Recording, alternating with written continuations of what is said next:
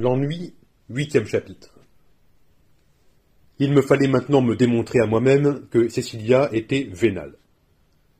Je me rappelais toutes les fois où j'avais donné de l'argent à des prostituées, et me disais que, si Cécilia était vraiment vénale, je finirais par éprouver à son regard le même sentiment que j'éprouvais pour ces femmes que je payais. Une impression de possession achetée et surabondante, d'abaissement de la personne qui avait reçu de l'argent au rôle d'objet inanimé, de dépréciation totale due justement à l'évaluation marchande. De ceci à l'ennui qui m'aurait libéré de Cécilia et de mon amour pour elle, il n'y avait qu'un pas. Cette manière de posséder était évidemment avilissante, aussi bien pour celle qui était possédée que pour celui qui possédait. Et j'aurais sans aucun doute préféré un autre genre de possession qui m'aurait permis de me séparer de Cécilia comme de quelqu'un que je connaissais trop bien désormais, mais que je ne méprisais pas. Mais il me fallait à tout prix calmer mon angoisse. Oui, je préférais savoir Cécilia mercenaire plutôt que mystérieuse, car la savoir mercenaire me donnerait un sentiment de possession que le mystère me refusait. Je pris donc l'habitude, dans les premiers moments de nos rencontres, de glisser dans la main de Cécilia, sans rien dire, comme je l'avais fait la première fois, une somme qui, suivant les jours, variait de 5 à 30 000 lire. Je pensais que, de cette manière, la Cécilia insaisissable et mystérieuse, dont je n'arrivais pas à me détacher, serait bien vite remplacée par une Cécilia très facile à atteindre et privée de mystère. Mais cette transmutation ne se produisit pas. Ce fut le contraire qui arriva.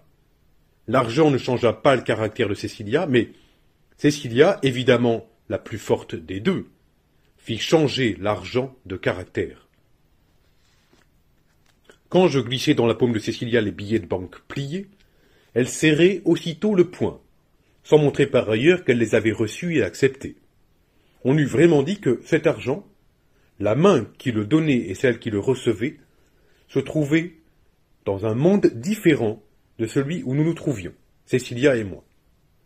Ensuite, tandis que je l'étreignais, Cécilia laissait tomber les billets sur le sol, près du divan, et ils restaient là, pliés et chiffonnés, de telle façon qu'en faisant l'amour, je pouvais les voir, symbole à mes yeux d'un genre de possession que je croyais être plus complète et plus satisfaisante que celle à laquelle, à ce moment, je me consacrais. Après l'amour, Cécilia, en courant nue sur la pointe des pieds à la salle de bain, se baissait rapidement et, du geste gracieux du coureur se courbant pour ramasser le mouchoir que son compagnon a laissé tomber, elle recueillait les billets du bout des doigts et les jetait sur la table à côté de son sac. Plus tard, une fois habillée, Cécilia s'approchait de la table, reprenait les billets et les mettait en sûreté dans son portefeuille qu'elle replaçait dans le sac. Elle aimait faire les choses toujours de la même manière, presque rituellement. Ainsi, ce détail circonstanciel de l'argent s'inséra-t-il dans l'habituel rite de notre amour, avec beaucoup de naturel, et même avec une certaine grâce, sans cette acceptation de prostitution que je pensais devoir lui attacher, et même, comme tout ce que faisait Cécilia, sans signification aucune. Les premiers temps, je l'ai déjà dit, je lui donnais de 5 à 30 000 francs, m'efforçant de varier la somme pour voir si Cécilia réagirait de quelque façon. Je pensais que si elle m'avait demandé « La dernière fois, tu m'as donné 20 000 lire, aujourd'hui, tu ne m'en donnes que 5. Pourquoi ?» J'aurais eu un motif plus que suffisant pour la juger vénale. Mais Cécilia ne paraissait pas s'apercevoir que le billet que je lui mettais dans la main était unique ou double, rouge ou vert, comme si le geste de la payer n'avait pas eu de signification particulière et précise, mais eût été un de ces nombreux gestes que je faisais quand j'étais auprès d'elle, et que j'aurais pu faire différemment, ou ne pas faire du tout, sans que, pour autant, nos rapports en fussent modifiés. Alors je résolus de voir ce qui arriverait si je cessais tout à fait de lui donner de l'argent. Chose étrange, je tentais cette expérience avec une sorte de battements de cœur. Je ne me l'avouais pas ouvertement, mais puisque j'étais à peu près convaincu que les billets de banque que je glissais furtivement dans la main de Cécilia constituaient désormais la principale justification de nos relations, je craignais de la perdre, au moment même où j'espérais me démontrer qu'en la perdant, je n'avais rien à perdre. Un jour donc, je ne lui mis rien dans la main. Avec stupeur, je découvris qu'au lieu de montrer du désappointement, Cécilia ne semblait même pas s'apercevoir du changement survenu dans notre habituel rituel amoureux. Dans la pression des doigts qui recevaient ma main vide, il n'y avait aucune impression de surprise, ni de déception. C'était la même étroite pression par laquelle, une fois l'argent reçu, elle m'avertissait des autres jours qu'elle était prête à se donner. Ce jour-là, Cécilia fit l'amour de la même manière que les jours où je la payais, et elle s'en alla sans faire la moindre allusion au fait que je ne lui avais rien donné. Je répétai 2 ou 3 fois la même omission, mais, enfantinement impénétrable, Cécilia montra de nouveau qu'elle ne s'était aperçue de rien. Je me trouvais donc en face de 3 hypothèses. Ou Cécilia était vénale, mais avait la supérieure et élégante astuce de ne pas le montrer, ou bien elle était distraite, mais sa distraction était des plus mystérieuses, c'est-à-dire insaisissable, comme avant et comme toujours, malgré l'argent. Ou encore, elle était totalement désintéressée, et dans ce cas également, elle m'échappait et se dérobait à ma possession. Je tournais et retournais ce problème dans ma tête et résolus finalement de la mettre au pied du mur. Quelques jours après, je lui introduisis de nouveau 2 billets de 10 000 livres dans la main, et lui dis aussitôt « Regarde, je t'ai donné 20 000 livres. » Je m'en suis aperçu. C'est la première fois depuis une semaine. Je ne te donnais plus rien. T'en es-tu également aperçu? Oui, bien sûr. Et cela ne t'a pas ennuyé. J'ai pensé que tu ne les avais pas. Je dois dire à ce propos que Cécilia, tout à fait exempte de curiosité, ne m'avait jamais interrogé sur ma famille, et ignorait si j'étais riche ou non. Elle me jugeait sur mes apparences. Un peintre, vêtu d'un tricot et d'un pantalon de velours avec un atelier en grand désordre et une automobile vétuste. Donc, sa réponse était la seule qu'elle put donner. J'appuyai. C'est vrai, j'étais momentanément à court, mais tu pouvais être ennuyé de ne plus rien recevoir. Elle eut une réponse ambiguë. Cela peut arriver à tout le monde de manquer d'argent. Supposons que dorénavant je ne puisse plus rien te donner, que ferais-tu? Aujourd'hui tu m'en as donné, pourquoi penser à l'avenir? C'était là, je le savais, une des réponses fondamentales de Cécilia. Passé et futur n'existaient pas pour elle, mais le présent le plus immédiat. L'instant fugitif lui paraissait seul digne de considération. J'insistai toutefois. Mais, admettons que je ne te donne plus rien. Continuerais-tu à me voir? Elle me regarda et dit enfin « Ne nous voyions-nous pas lorsque tu ne me donnais rien encore ?» La phrase me dit que j'étais parfaite. Mais le ton incertain, soupçonneux et interrogateur, comme si elle n'était pas tout à fait sûre de ce qu'elle disait, semblait laisser supposer qu'au cas où je cesserais définitivement de la payer, elle pourrait reconsidérer toute la question de notre amour. Pourtant, même de cela je n'étais pas certain. En réalité, je m'apercevais que Cécilia ignorait vraiment ce qu'elle ferait si j'interrompais mes largesses. Et ceci pour la bonne raison que, attachée au présent, comme je l'ai dit, et totalement privée d'imagination, elle ne pouvait prévoir le sentiment que lui inspirerait ma carence financière. Et surtout dans quelle mesure, après que j'eus cessé de la payer, elle éprouverait le désir de faire l'amour avec moi. Qui serait plus ou moins de la même façon ou différemment, ou même plus du tout. Je dis, écoute, je vais te faire une proposition. Au lieu de te donner tantôt 5, tantôt 10, tantôt 20 ou 30 000 livres, comme je le fais maintenant, nous pourrions nous mettre d'accord pour fixer une certaine somme que je te donnerai une fois par mois. Qu'en penses-tu? Elle protesta vivement, comme quelqu'un à qui l'on propose de remplacer une chère habitude un peu absurde, mais poétique, par quelque chose de plus raisonnable, mais prosaïque. Non, non, non. Continuons, comme nous avons fait jusqu'ici. Tu me donnes quelque chose quand tu veux, comme tu veux, sans aucune règle. Comme ça, c'est chaque fois une surprise. Cette fois encore, je n'avais pas réussi à pousser Cécilia dans la trappe de la vénalité, et en somme, à la transformer, de créature mystérieuse et insaisissable, en femme mercenaire, commune et ennuyeuse. En réalité, pensais-je, l'argent qu'on donne aux prostituées a un caractère possessif, parce que non seulement celui qui le donne, mais aussi celle qui le reçoit, le considère comme une rémunération pour des prestations bien précises. En d'autres termes, l'amant de la prostituée sait que s'il ne la paye pas, la femme le repoussera. De son côté, la femme sait qu'en acceptant de l'argent, elle est tenue de se donner. Mais j'étais conscient que Cécilia s'abandonnait à moi pour des motifs qui n'avaient rien à faire avec l'argent, et que, d'autre part, elle paraissait ignorer que l'argent accepté l'obligeait à se donner. De cette ignorance, j'eus la preuve un jour qu'après lui avoir mis dans la main les habituels billets de banque, je me vis repoussé par ces mots. « Écoute, aujourd'hui je n'ai pas envie.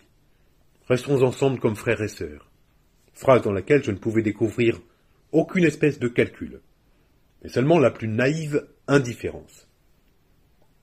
Cependant les billets étaient dans sa main et elle les mit rapidement dans son sac. Ainsi ce même argent, qui, tant que je l'avais dans ma poche, pouvait me paraître le symbole de la possession, devenait au contraire, à peine était-il dans le sac de Cécilia, le symbole de l'impossibilité de cette même possession. D'autre part, le fait de savoir que, chaque fois qu'elle viendrait me voir, elle recevrait de l'argent, ne parut pas modifier le caractère incertain, discontinu, inattendu et problématique de ses visites. Non seulement Cécilia ne venait pas me voir plus de 2 ou 3 fois par semaine, exactement comme à l'époque où je ne lui donnais rien, mais, à travers les hésitations et les incertitudes de sa voix, quand elle me fixait un rendez-vous par téléphone, il me semblait comprendre que nos rencontres dépendaient, comme par le passé, de nécessités et d'occasions désintéressées et mystérieuses qui n'avaient rien à faire avec l'argent. Le premier résultat de cette obsession que j'avais de posséder Cécilia en me servant de la vénalité fut que, pour faire face aux dépenses exigées par cette expérience, je me rapprochai de ma mère, à qui je n'avais jusqu'ici demandé que le strict nécessaire pour vivre. Je regrettais maintenant d'avoir autant méprisé son argent. Je me rendais compte que je l'avais désormais habitué à un désintéressement dont je me serais volontiers dépris, et qui m'obligeait à jouer auprès de Cécilia un rôle, sinon d'avare, du moins d'homme parcimonieux. Mais j'en étais là. J'avais voulu être pauvre, sans prévoir qu'un jour je désirerais être riche, pour Cécilia. Et il était trop tard désormais pour changer les idées que ma mère s'était faites sur moi. D'autant plus que ces idées concordaient trop bien avec sa propension native à l'économie. Je savais toutefois que ma mère était disposée à me donner plus que ce qu'elle m'avait donné jusqu'alors, mais aussi qu'elle ne me donnerait rien sans contrepartie. Or, la volonté tenace de ma mère était que je revinsse vivre avec elle, et je n'ignorais pas que l'argent qu'elle m'avait si souvent offert en vain dans le passé, et celui qu'elle me donnait maintenant, au fur et à mesure de mes demandes toujours croissantes, avait pour elle le même but, qui était de se mettre en mesure de m'imposer sa volonté. Je m'efforçais cependant de regarder le heurt que je sentais inévitable, répondant chaque fois à la générosité inespérée de ma mère par une assiduité, une attitude affectueuse, auquel certes je ne l'avais pas accoutumé jusqu'alors. Mais en voyant que non seulement elle ne me refusait jamais l'argent, et paraissait même m'encourager à en demander toujours davantage, je finis par comprendre qu'entre elle et moi il y avait au fond le même rapport qu'entre moi et Cécilia. Ma mère aussi cherchait de son côté à assurer sa domination sur moi au moyen de l'argent. Mais là ça aurait été l'analogie, car je n'étais pas semblable à Cécilia, et surtout, ma mère ne me ressemblait pas. En effet, tandis qu'entre Cécilia et moi, à cause de l'importance nulle que nous lui attribuions tous deux, chacun pour des motifs différents, l'argent ne paraissait plus être l'argent mais une partie de nos relations amoureuses, entre ma mère et moi, justement du fait que ma mère n'était et ne pouvait être qu'argent, il conservait intact son caractère originaire. En somme, ma mère m'aimait certainement, mais elle n'était pas du tout disposée à me donner de l'argent à fond perdu, c'est-à-dire par amour, ce qui eût été la seule manière d'ôter à l'argent son sens habituel. J'eus la confirmation de cette différence un jour que je lui demandai une somme plus importante, sous un prétexte assez malheureux, comme on le verra. C'était après le déjeuner. Ma mère, comme d'habitude, s'était étendue sur son lit, dans sa chambre, un bras lui couvrant le visage, ses jambes pendantes hors du lit. Moi, assis dans un fauteuil à son chevet, je lui posai, je crois, des questions sur mon père, un des rares sujets que nous avions en commun et qui ne cessait de m'intéresser. Ma mère me répondait de plus en plus brièvement et vaguement, paraissant sur le point de s'endormir. Brusquement, sans aucune préparation, je lui dis « À propos, écoute, j'aurais besoin de 300 000 livres. » Je la vis écarter très lentement son bras, découvrant ainsi l'un de ses yeux, et me regarder un moment, de ce seul œil. Puis elle dit avec une nuance de mécontentement dans sa voix endormie « Je t'ai donné 50 000 livres samedi. Nous sommes aujourd'hui mardi. À quoi peut te servir tout cet argent ?» Je répondis suivant le plan que j'avais imaginé. Ce n'est qu'une partie de la somme que je dois dépenser. J'ai décidé de faire réparer mon atelier. Il est dans un état lamentable. Et à combien se montera l'ensemble des travaux? À 3 fois autant pour le moins. Outre le crépi des murs, il me faut refaire complètement la salle de bain, mettre des rideaux neufs, changer le carrelage. Je croyais mon plan excellent. L'atelier avait en effet besoin d'être remis à neuf. J'avais donc une sérieuse justification pour soutirer à ma mère 1 million ou 1,5 million. D'autre part, j'étais sûr que ma mère, nourrissant une aversion pointilleuse pour mon atelier, ne se déciderait jamais à venir via Margouta pour contrôler de quelle façon je dépensais son argent. J'attendis donc sa réponse avec confiance. Ma mère ne faisait pas un mouvement. Elle paraissait s'être tout de bon assoupie. À la fin, cependant, de sous le bras qui lui cachait le visage, m'arriva sa voix, tout à fait réveillée. Cette fois-ci, je ne te donnerai pas d'argent. Et pourquoi? Parce que je ne vois pas la nécessité de donner 1 million de livres au maître et seigneur de cet endroit, alors qu'il a la possibilité de vivre dans une villa sur la voie appienne. Je compris où elle voulait en venir et m'aperçus trop tard que le prétexte choisi pour lui soutirer de l'argent était le seul que j'aurais dû éviter. Je m'écriai cependant, feignant la surprise, « Mais cela n'a rien à voir. Tu m'as laissé comprendre que tu avais l'intention de t'installer ici, dit ma mère d'une voix lente, dure et monotone. Comme tu as pu le voir, j'ai eu le tact de te laisser tout le temps pour te décider. Et voilà que tu me demandes de l'argent pour remettre ton atelier à neuf. J'en conclus que tu ne tiens pas ta promesse. » Je dis un peu irrité, « Mais je ne t'avais rien promis, et même je ne t'ai jamais caché la répugnance que j'avais à vivre avec toi. Alors, mon cher Dino, tu ne peux t'étonner quand je te dis que pour cette fois je ne te donnerai pas d'argent. » Or, 2 jours auparavant, j'avais donné à Cécilia mes dernières 30 000 livres. Cécilia devait venir me trouver le jour même dans l'après-midi. Naturellement, comme je l'avais déjà fait plusieurs fois, je pouvais ne rien lui donner. Mais je m'aperçus soudain que désormais, je n'en serais plus capable. Non pas tant parce qu'en lui donnant de l'argent, j'avais l'illusion de la posséder, mais pour la raison opposée. L'argent ajoutait maintenant à l'insaisissabilité de Cécilia un aspect nouveau, qui l'a confirmé et l'a compliqué, celui du désintéressement. Et puisqu'elle ne se laissait pas posséder par l'argent, je me sentais irrésistiblement enclin à lui en donner. De même que n'arrivant pas à la posséder par l'acte sexuel, je me sentais poussé à répéter de plus en plus cet acte même. En réalité, l'argent, comme l'acte sexuel, me donnait un instant l'illusion de la possession, et je ne pouvais plus me passer de cet instant, tout en sachant qu'il était régulièrement suivi par un sentiment de profonde désillusion. Je regardais ma mère, toujours étendue, son bras lui couvrant le visage, puis je pensais à Cécilia, qui, en même temps qu'elle refermait sa main sur mon argent, ouvrait ses lèvres à mon baiser, et je sentis que pour avoir l'argent dont j'avais besoin, je serais capable d'aller jusqu'au crime. À ce moment, mon attention fut attirée par la main que ma mère tenait sur ses yeux. À chacun de ses maigres doigts, elle portait une lourde bague ornée de pierres précieuses. Il eût suffi d'une de ces bagues pour que je puisse donner à Cécilia tout l'argent que je voulais, au moins pendant plusieurs mois. Puis je ne sais pourquoi, je me souvins de l'attitude favorable, bien qu'intéressée, qu'avait eue ma mère le jour où je m'étais laissé aller à faire la cour à sa femme de chambre Rita. Et je changeai mes plans tout à coup.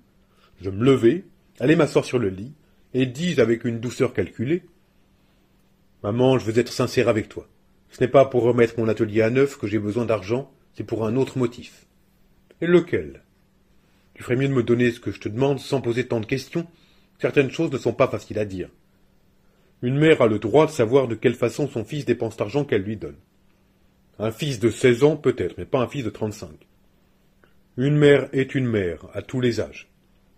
Eh bien, cet argent, j'en ai besoin pour une femme. » Après avoir prononcé cette phrase, je regardai ma mère, elle était toujours immobile, et paraissait s'être de nouveau assoupie.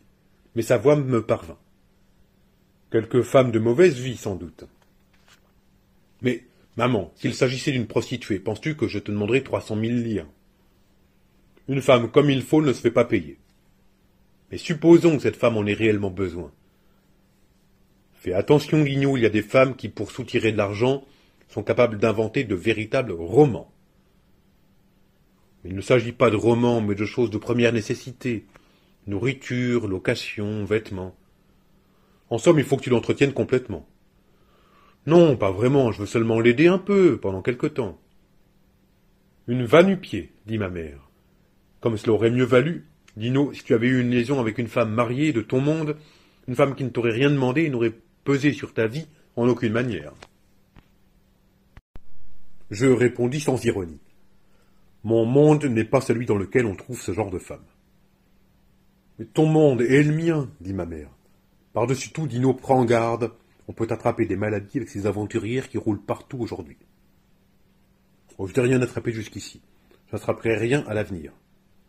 Sais-tu qui va avec cette femme quand tu n'es pas là? Prends garde, Dino, je te le répète.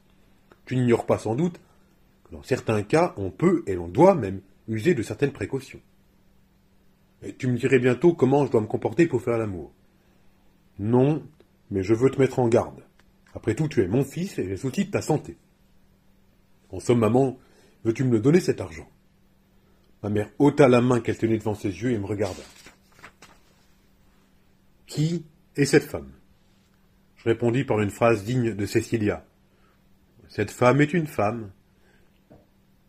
Tu vois, tu veux de l'argent, mais tu n'as pas confiance en moi.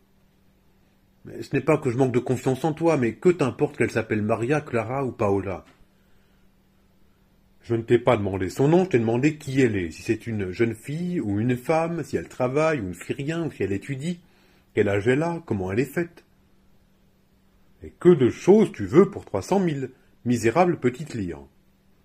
Tu oublies que si nous étions obligés de faire des comptes et devions y faire entrer ce que je t'ai déjà donné, il faudrait multiplier ces 300 000, pauvre lyre que tu méprises tant.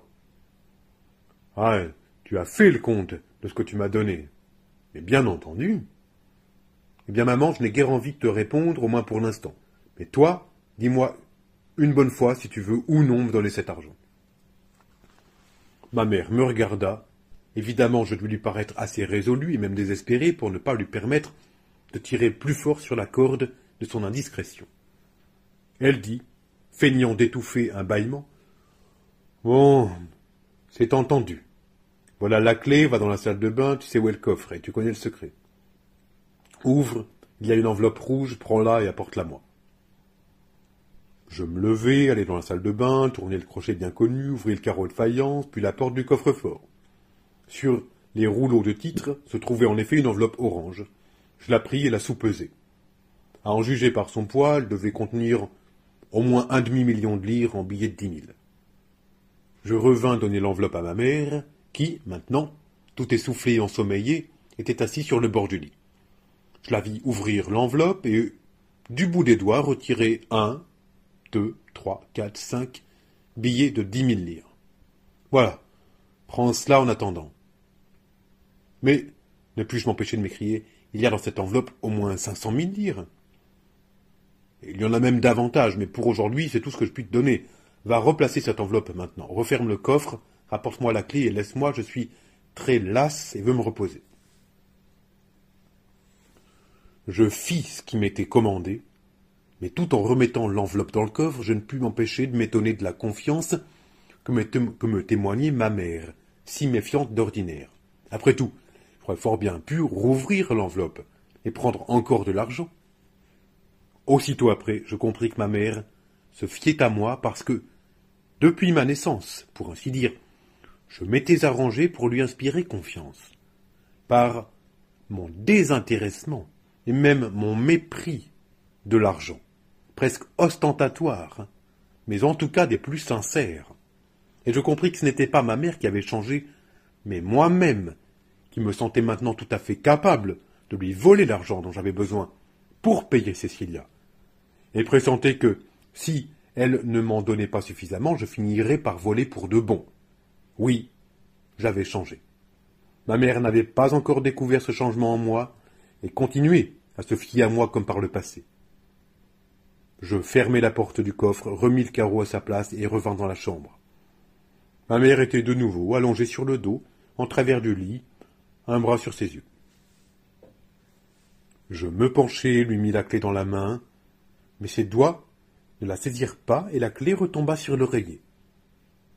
J'effleurai de mes lèvres la maigre joue fardée en disant « Au revoir, maman ». Un léger gémissement me répondit. Cette fois, j'étais vraiment endormi. Je sortis sur la pointe des pieds.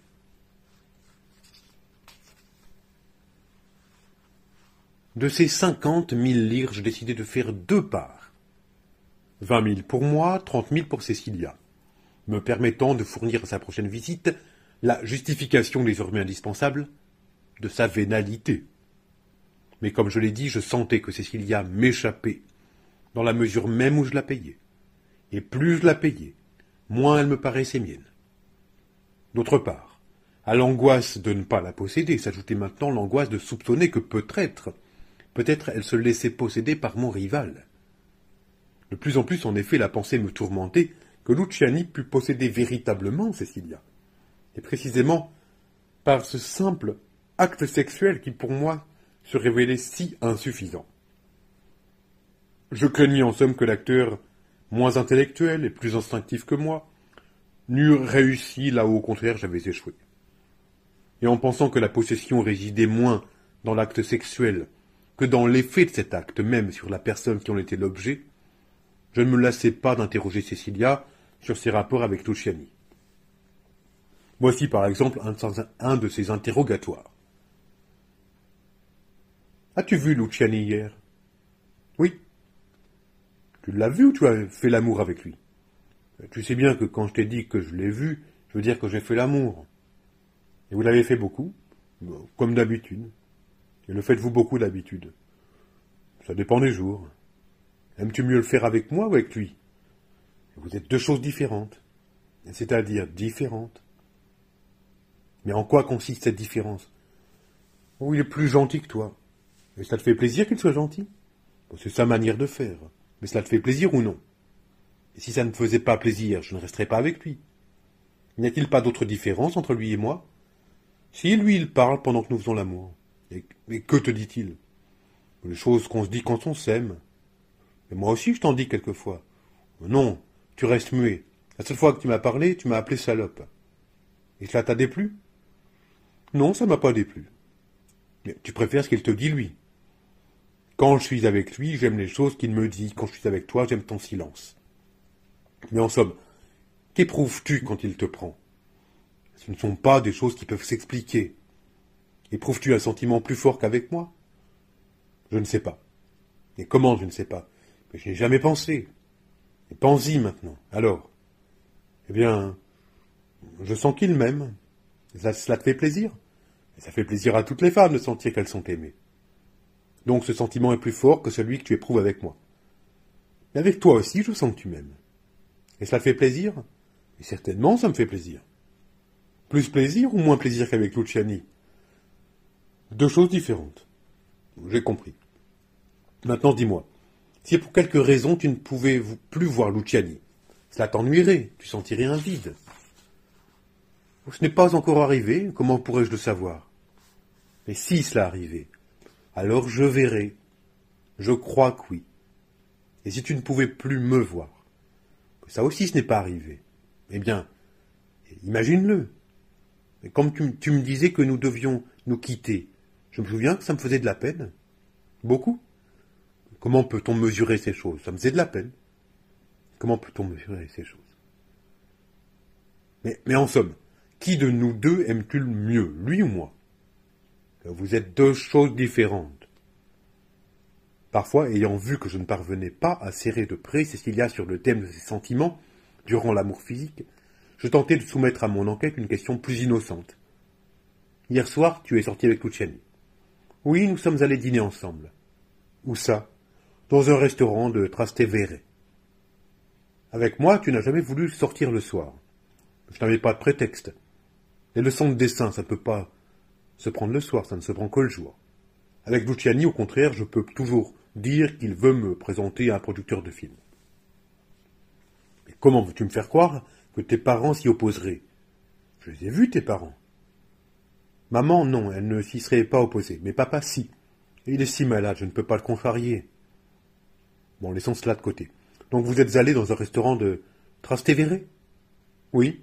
Et de quoi avez-vous parlé? D'un tas de choses. Qui a parlé le plus, lui ou toi? Tu sais que j'aime bien écouter. Bien. Et de quoi a-t-il parlé? Je ne me souviens pas.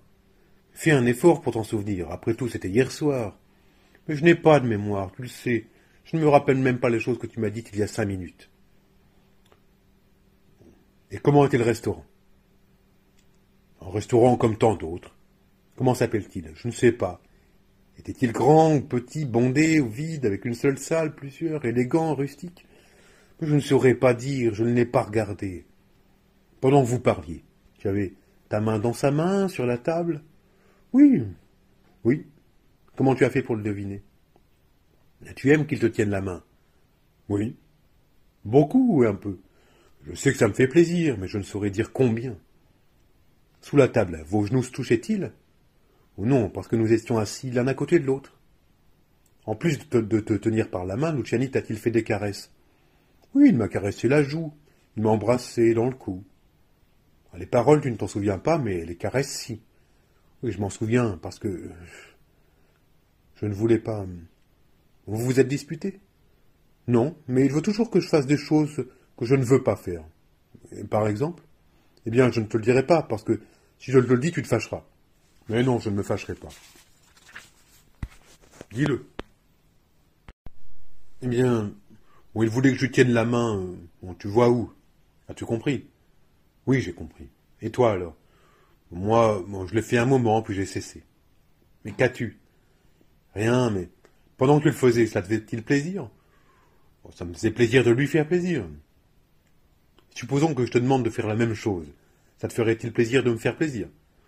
Oh, je crois que oui. Il y a tant de choses que l'on fait avec plaisir parce qu'on sait qu'elles font plaisir à un autre. Un autre? Alors n'importe qui. Mais non, je dis un autre pour dire toi ou Luciani. Bon. Et puis, qu'est-il arrivé? Nous avons mangé, bu au restaurant. Au restaurant. On mangeait, on boit, non? Et qu'as-tu mangé? Je me rappelle pas. Je fais jamais attention à ce que je mange. Les choses habituelles. Et qu'avez-vous fait d'autre? Luciani a fait venir les musiciens, ils nous ont chanté des chansons napolitaines. Lesquelles? Oh, j'ai oublié. Et aimes-tu les chansons napolitaines? Oh, je crois que oui. Enfin, les aimes-tu ou ne les aimes-tu pas? Ça dépend, au restaurant, oui, mais si on venait m'en chanter pendant que je dors, non. Et ensuite, qu'avez-vous fait? Ce que nous avons fait, rien d'autre. Je parie que Luciani t'a acheté une rose avec la tige enveloppée de papier d'argent. Il l'a acheté à une de ses filles qui circule dans les restaurants en vendant des fleurs. Ah oui, c'est vrai. Mais comment peux-tu le savoir? Je sais tant de choses, moi. Je sais aussi que tu l'as porté à tes narines, n'est-ce pas? Oui, c'est ce qu'on fait quand on vous a offert une fleur, non? Et ça t'a fait plaisir que Luciani t'ait donné une rose? Ben oui. Et après le dîner, où êtes-vous allé? Au cinéma. Et le titre du film? Je ne sais pas. Les acteurs? Je ne saurais dire, je ne connais pas leur nom. Et que se passait-il dans ce film? Bon, je crois que c'était un film américain, tu sais, avec des gens à cheval qui tirent des coups de feu. Oui, un western. Et au cinéma, vous êtes tenus les mains? Oui. Et vous vous êtes embrassés? Oui. Mais vous avez fait l'amour? Oui. Et comment vous avez fait l'amour? Au cinéma. Mais nos places étaient dans le fond, derrière une colonne, et le cinéma était à moitié vide. Et de quelle façon avez-vous fait l'amour? Je suis monté sur ses genoux. Et ça t'a plu? Non, j'avais trop peur. Et puis, je n'aime pas faire ces choses dans les endroits publics. Et alors pourquoi l'as-tu fait? Parce que j'en avais envie. Ou alors cela t'a plu?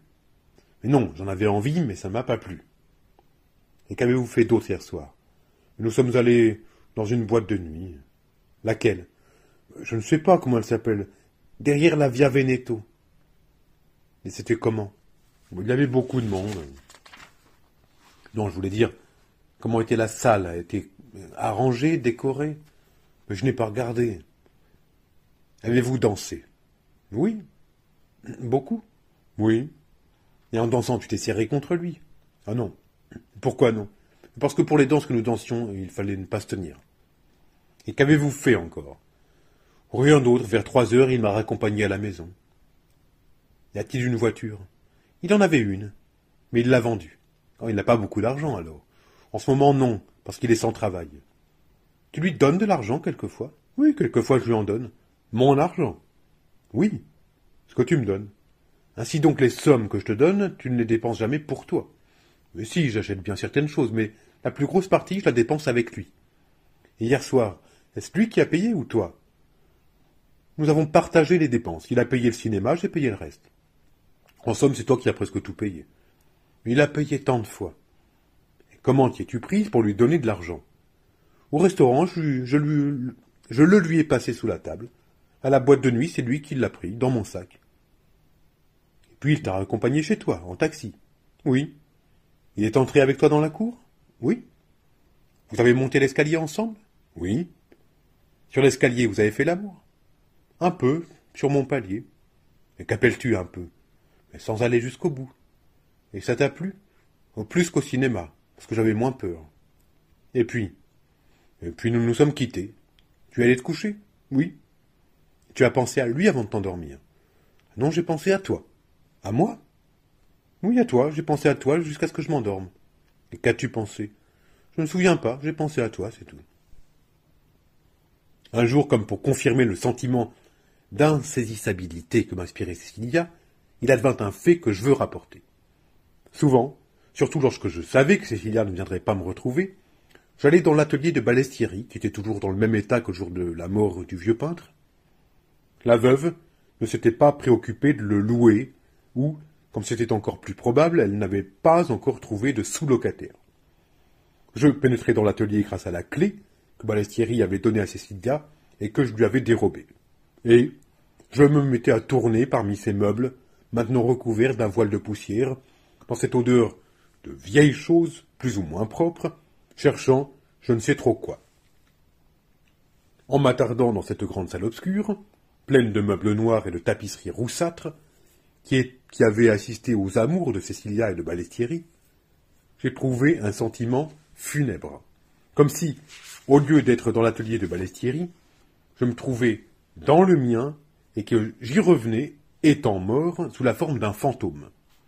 Les fantômes revenant toujours, on le sait, sur les lieux de leurs amours. Outre la similitude répugnante du rapport entre Cécilia et moi avec celui qui avait existé entre Cécilia et Balestieri, cette impression funèbre me venait de la conviction qu'en quelque sorte, j'étais mort, moi aussi, et d'une façon peut-être plus définitive que le vieux peintre, lequel n'avait jamais douté, lui, de son art, et avait peint jusqu'à son dernier souffle, pour ainsi dire. Moi, au contraire, me disais-je en regardant les nus énormes et agités de Cécilia qui couvraient les murs, jusqu'au plafond, moi, j'étais mort à la peinture avant même d'avoir rencontré Cécilia. Et si, comme Balestieri, j'étais mort à cause de Cécilia, ma vie n'aurait fait que confirmer ce qui était déjà advenu dans mon art. Je sentais donc, comme toujours, qu'il existait un lien entre la crise de ma peinture et ma liaison avec Cécilia, entre l'impossibilité de peindre la toile posée sur mon chevalet et celle de posséder Cécilia sur les coussins du divan, de même qu'il y avait eu un lien entre la qualité exécrable de la peinture de Balestrieri et le caractère de ses relations avec Cécilia. Un lien obscur et menaçant, revêtant cette même signification qu'a, pour le voyageur égaré en plein désert, la vue d'ossements blanchis éparses sur le sable. Or, un après-midi que je contemplais les hideux nus de Balestrieri, comme on examine les signes mystérieux d'un langage indéchiffré, la porte que j'avais laissée entrebâillée s'entr'ouvrit un peu, et, dans l'ouverture, se montra une tête de femme. Puis, la femme s'étant assurée de ma présence, entra et vint au-devant de moi. Je la reconnus presque aussitôt, c'était la veuve de Balestrieri, dont le visage, le jour des funérailles, était complètement caché sous un épais voile de deuil, tel qu'on en voit dans les cortèges funèbres de village. Mais, depuis, je l'avais rencontrée quelquefois.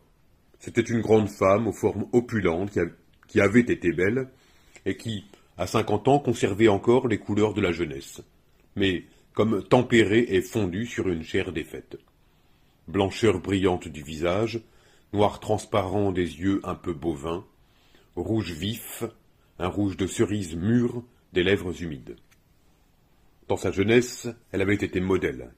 C'était la seule femme que Balestrieri eût aimée ou cru aimer avant Cécilia.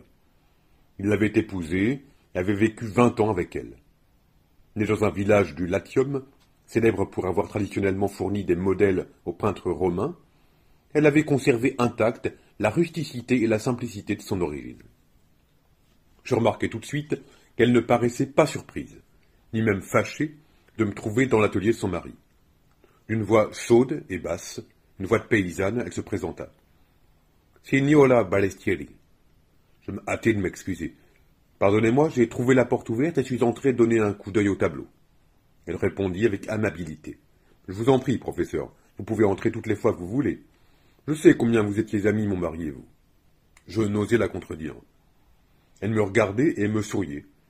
Il y avait dans son sourire comme une affectueuse indulgence que je ne comprenais pas. « J'étais allé vous chercher dans votre atelier, professeur, me dit-elle, parce qu'il faut que je vous parle d'une chose qui peut vous intéresser. Mais j'ai trouvé votre porte ouverte, et voyant que vous n'y étiez pas, j'ai pensé que vous étiez ici. » « Et comment avez-vous pensé que j'étais ici ? » ?»« Je savais que vous aviez la clé de l'atelier de mon mari. » »« Et qui vous l'a dit ? » ?»« Mais la concierge de l'immeuble, professeur. »« Et vous vouliez me parler ?» Elle répondit tranquillement. « Oui, je vous ai déjà cherché l'autre jour, mais vous étiez absent. » Puis, changeant de sujet avec une désinvolture gauche et rustique, « Ces toiles vous plaisent, hein, professeur ?» Je répondis embarrassé. « Votre mari était un peintre plein de qualités. »« Elles sont belles, n'est-ce pas ?» reprit-elle, marchant dans l'atelier, regardant les toiles pendues au mur. « Savez-vous, professeur, que le même modèle a servi pour toutes ?»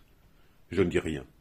Elle reprit au bout d'un moment, toujours du même ton chargé d'allusions et populairement ironique. « Quelle belle fille, n'est-ce pas, professeur ? Regardez-moi cette poitrine, ces jambes, ce dos, ces hanches. C'est vraiment ce qu'on peut appeler une belle fille, dites, professeur. »« Et vous ? » demandai-je pour faire dévier la conversation.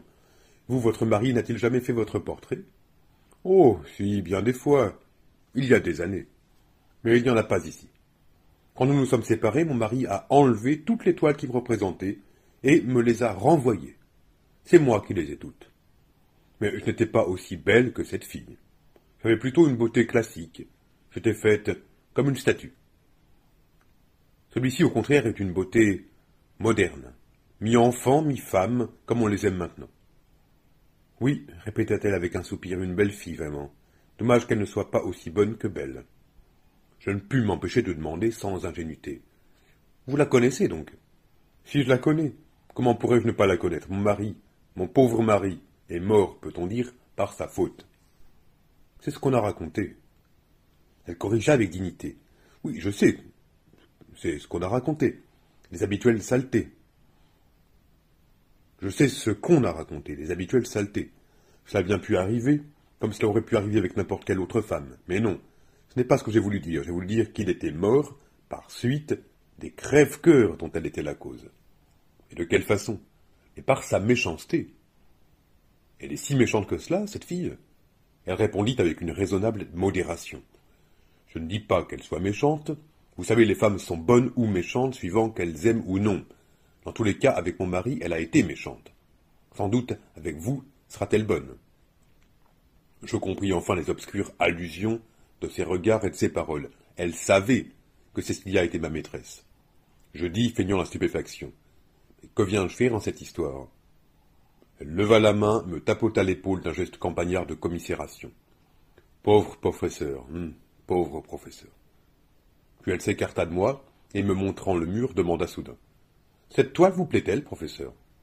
Je m'approchai et regardai. C'était un singulier tableau, en ce sens que Balestieri, qui se bornait d'ordinaire à portraiturer Cécilia seule, en diverses attitudes, avait cette fois ébauché une sorte de composition. Sur le fond habituel sale et bitumineux, Cécilia, nue, dans une lumière spectrale, chevauchait une sombre forme humaine à quatre pattes. C'était l'une des toiles les plus rebutantes de Balestieri. Pour donner une idée du triomphe de Cécilia, il n'avait rien trouvé de mieux que de lui faire lever en l'air une main victorieuse, tandis que l'autre s'agrippait à la nuque de l'informe Caliban qui lui servait de monture. Je dis sèchement. Ce n'est pas mal. Savez-vous qui est l'homme à quatre pattes? Demanda la veuve, s'approchant de la toile et la regardant d'un air vindicatif. On ne le reconnaît pas parce qu'on voit mal sa figure, mais moi je sais. C'est mon mari. Peut-être pensez-vous qu'en se peignant ainsi, mon mari a voulu, pour ainsi dire, faire comprendre que cette fille lui marchait dessus. Mais non, ce jeu il s'y livrait pour de bon. Comment cela? Il se mettait à quatre pattes, elle montait sur son dos, et il caracolait de ci de là dans la pièce, comme les enfants qui jouent à cheval. Et puis, il lançait une ruade et envoyait la fille par terre, les jambes en l'air. Je les ai vus de mes yeux, un jour, par la baie vitrée. Ah, elle s'amusait. Elle se tut un moment, les yeux toujours fixés sur le tableau, puis elle ajouta. Si cette toile vous plaît, professeur, je vous la vends. Je m'attendais si peu à une semblable proposition que pendant un moment je ne sus que dire. Puis je compris. La veuve connaissait ma passion pour Cécilia et voulait spéculer sur cette situation. J'éprouvai soudain un sentiment de honte, comme un homme affligé d'un vice secret qui se voit offrir dans la rue un paquet de photographies obscènes ayant ce vice pour sujet. Je demandai irrité. Pourquoi diable devrais-je acheter cette toile? Elle répondit sereinement. Je vous dis cela au cas où cela vous intéresserait. Dans quelques jours, je dois enlever tous ces tableaux, car j'ai sous-loué l'atelier et le nouveau locataire n'en veut pas. Il les trouve trop hardis. Alors j'ai pensé que vous pouviez en désirer un comme souvenir. Un souvenir de quoi? De qui? De votre mari? Nous nous connaissions à peine.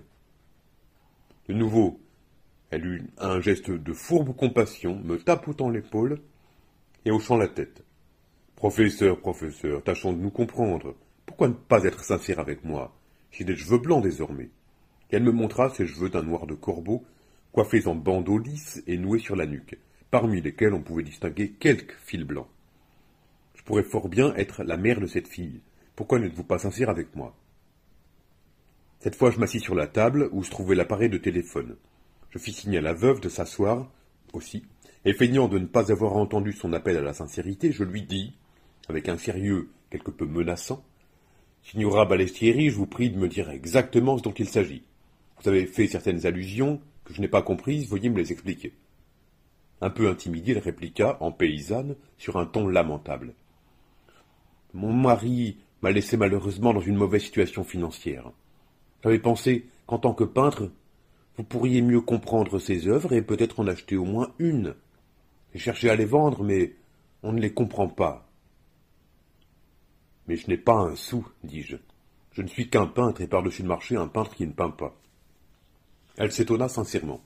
C'est drôle, on m'avait dit que votre mère était très riche. Ma mère, oui, mais pas moi. Alors, professeur, mettons que je n'ai rien dit, Un moment, insistai-je, vous avez fait une allusion il y a quelques instants. Pourquoi, en somme, devrais-je acheter ce tableau en guise de souvenir? En souvenir de qui? Elle me regarda, en écarquillant ses beaux yeux noirs. Mais de ce modèle? Et pourquoi? Professeur, vous savez bien pourquoi. Signora Balestieri, je ne vous comprends pas. Eh bien, vous savez ce qu'on dit, professeur, que cette fille est votre maîtresse. Et qui dit cela? Mais tout le monde, à commencer par la concierge de l'immeuble. Je pris un air déconcerté, puis je prononçai lentement avec fermeté. Ah, c'est donc pour cela. Mais alors, vous vous trompez, cette fille n'est rien pour moi. Elle esquissa un sourire d'indulgence complice. Ah, professeur, professeur. Mais je l'interrompis en haussant la voix de façon conventionnelle. Si je vous dis une chose, c'est qu'elle est vraie. De nouveau, elle se retira dans sa coquille comme un escargot épouvanté, mais pour observer tout aussitôt. Je vous crois, professeur. Et savez-vous ce que je vous dis? Ça me fait plaisir pour vous. Mais pourquoi? Mais je vous l'ai déjà dit, cette fille est belle, mais elle n'est pas bonne. Et dans quel sens? Elle soupira. Et mon mari aurait pu vous le dire mieux que moi, mais mon mari est mort. Entendons-nous bien, je ne sais rien de précis, mais il y a une chose que je sais. Mon mari avait dans le quartier de la place Bologna un appartement de 5 pièces, qui valait plusieurs millions. Lorsqu'il est mort, on a découvert qu'il avait vendu cet appartement. Mais les millions n'ont pas été retrouvés. Par contre, on a trouvé un carnet dans lequel mon mari, qui était un homme d'ordre, notait ses dépenses. Presque à chaque page, il était écrit « Cécilia, tant et tant ». Et voudriez-vous dire que cette fille exploitait votre mari? Exactement, professeur. Elle soupira de nouveau et ajouta rapidement et à voix basse. C'est une eau dormante, cette fille, professeur. Sans cœur, fausse, intéressée. Et par-dessus le marché, elle le trompait, lui prenait son argent et le donnait à un autre. Je ne pus m'empêcher de m'écrier. Elle donnait l'argent à un autre? Bien sûr, un crève-la-faim qu'elle retrouvait tous les soirs après avoir passé la journée avec mon mari. Mais qui était cet homme? Un saxophoniste. Il jouait dans une boîte de nuit. Tous deux dépensaient ensemble l'argent de mon mari. Cet individu avait même acheté une voiture. Mais alors votre mari lui donnait de grosses sommes à cette fille. Mais des millions, professeur. Tout est marqué sur le carnet de dépenses. Mais vous savez, professeur. Quoi donc? Bien que séparés, mon mari et moi étions restés amis, si l'on peut dire. C'est ainsi qu'il venait me voir quelquefois, et il me parlait toujours de cette fille. Elle était plus forte que lui. Il ne pouvait se passer d'elle, et me prenait pour confidente. Et figurez-vous, un homme comme lui, qui avait eu tant de femmes, un homme avec son expérience, son intelligence, eh bien, il pleurait. Mais il avait la larme facile, votre mari. Facile? Oh non, pas du tout. Nous sommes restés ensemble des années, et jamais je ne lui ai vu verser une larme. Il pleurait parce que cette fille le réduisait au désespoir. Et savez-vous ce qu'il disait? Que cette fille serait sa mort. Il en avait le pressentiment. Et comment s'appelait le saxophoniste auquel la fille donnait de l'argent? Elle comprit que la chose m'intéressait et voulut me laisser entendre qu'elle comprenait. Elle se redressa avec dignité. Appelez-la donc par son nom, professeur, appelez-la donc Cécilia. Ce saxophoniste se nommait Tony Proietti. Il joue au Canari, une boîte du côté de la Via Veneto. Bon, eh bien, je m'en vais, professeur. Excusez-moi encore une fois. Si ces toiles vous intéressaient, cependant, vous pouvez toujours me trouver chez moi. Je suis dans l'annuaire du téléphone. Assunta Balestieri. Ou peut-être pourriez-vous en faire acheter une par votre mère, professeur. Restez-vous ou partez-vous avec moi? Je ne restai pas, et après l'avoir salué, je revins à mon atelier, me jetai sur le divan et tombai dans de profondes réflexions. Les preuves de la vénalité de Cécilia se multipliaient. Mais chose étrange, ces preuves ne prouvaient rien. En effet, cette vénalité de Cécilia était à peine démontrée que se dessinait aussitôt quelque chose qui la démentait. D'après la veuve de Balestieri, elle passait l'argent du vieux peintre à son amant Tony Proietti. Et que tout ceci fût vrai, la pauvreté de la garde-robe de Cécilia et le fait qu'elle ne possédait pas le moindre bijou semblaient le démontrer. Si elle ne l'avait pas donné à Proietti, où était passé l'argent de Balestieri? Le lendemain de la visite de la veuve Balestieri, dès que Cécilia arriva à mon atelier, je lui demandai à brûle-pourpoint. Qui est Tony Proietti? Elle répondit sans hésiter. Un saxophoniste qui joue au Canari. Oui, mais qu'a-t-il été pour toi? Mon fiancé. Ah, vous avez été fiancé? Oui. Et alors? Alors quoi? Alors que s'est-il passé? Elle répondit avec hésitation. Il m'a lâché. Et pourquoi? Parce qu'il en aimait une autre. Balestieri savait-il que vous étiez fiancé? Mais bien sûr qu'il le savait. J'étais déjà fiancé avec Tony quand j'avais 14 ans, un an avant de connaître Balestieri. Je restais stupéfait et balbutiai. Mais tu m'avais dit que Balestieri ne savait rien, qu'il était jaloux, et pour cette raison s'adressa à une agence de renseignement privée. Elle répondit avec simplicité. Balestieri n'était pas jaloux de Tony, étant venu après Tony, et il sut tout de suite que Tony et moi étions fiancés. C'est quand il crut que je le trompais avec un autre qu'il se mit à être jaloux. Mais eut-il vraiment quelqu'un d'autre? Oui, d'ailleurs la chose dura peu. Et cela se passa-t-il du temps de Tony? Non, aussitôt après que Tony et moi eûmes rompu. Et Tony était-il au courant de ta liaison avec Balestieri? Comment peux-tu penser? S'il l'avait su, il m'aurait tué. Et en somme, qui fut le premier pour toi? Le premier? Que veux-tu dire? Le premier avec qui tu fis l'amour? Tony. À quel âge? Je te l'ai déjà dit, j'avais 14 ans. Et maintenant tu ne le vois plus jamais, Tony? Oh, quelquefois nous nous rencontrons et nous nous saluons. Dis-moi une autre chose, Balestieri te donnait-il de l'argent? Elle me regarda un moment, puis répondit avec son habituelle hésitation mystérieuse. Oui, il m'en donnait. Beaucoup ou peu? Bon, ça dépendait. Ça dépendait de quoi?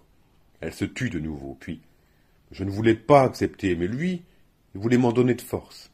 C'est-à-dire, de force, il avait appris que Tony n'avait pas un sou et que le soir, quand Tony et moi nous sortions ensemble, nous ne pouvions même pas aller au cinéma. Alors il voulut me forcer à accepter cet argent et je le donnais à Tony. C'est Balestieri qui est obligé à le donner à Tony. Oui. Et comment est-ce advenu la première fois? Je lui avais dit que, n'ayant pas d'argent, nous passions nos soirées dans les rues. Il prit alors un billet de 10 000 dires et me le mit dans la main en disant « Prends, comme ça vous pourrez aller au cinéma. » Et toi? Je ne voulais pas de cet argent, mais il m'imposa de le prendre, me menaçant, si je ne le prenais pas, de dire à Tony que je faisais l'amour avec lui. Alors je l'ai pris. Et puis il a continué à t'en donner. Oui. Et t'a-t-il donné des sommes plus importantes? Comme il savait que Tony et moi devions nous marier et qu'il nous fallait monter notre ménage, il m'obligea à acheter avec son argent des meubles pour notre appartement. Et que sont-ils devenus, ces meubles? C'est Tony qui les a chez lui. Je les lui ai laissés. Et l'auto? Quelle auto? Balestieri n'a-t-il pas acheté aussi une auto à Tony? Oui, il l'a acheté, une voiture de type utilitaire. Et qui te l'a dit? La veuve de Balestieri. Ah, celle-là. Tu la connais? Oui, elle est venue me trouver. Elle voulait que je lui rende l'argent. Et que lui as-tu répondu? Je lui ai dit la vérité, que son mari me l'avait fait accepter de force, et que je n'avais plus rien parce que je l'avais tout donné à Tony, comme son mari le voulait. Pendant combien de temps Balestieri t'a-t-il donné de l'argent? Presque 2 ans. Et auprès de Tony, comment expliquais-tu l'argent que tu lui donnais? Oh, je lui disais que j'avais un oncle riche qui m'aimait bien. Et après que Tony t'eut quitté, Balestieri a-t-il continué à te donner de l'argent? Oui, de temps en temps, quand je lui en demandais. Mais l'autre qui vint ensuite et qui éveillait les soupçons de Balestieri, lui donnais-tu aussi l'argent que tu recevais? Bon, celui-là n'en avait pas besoin. Il était fils d'industriel. Il t'a également quitté? Non, c'est moi qui l'ai quitté parce que je ne l'aimais plus. Et qui aimais-tu? Toi? Te rappelles-tu quand je te rencontrais dans le corridor et que je te regardais?